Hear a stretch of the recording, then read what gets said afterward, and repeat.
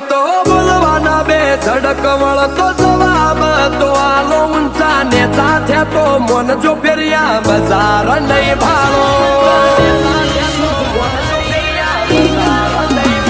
એ મેલી જોયા માર્ગ તમારા માટે નહીં હારો હરા હુતે ચોક વાતે ગાંઠે વળજો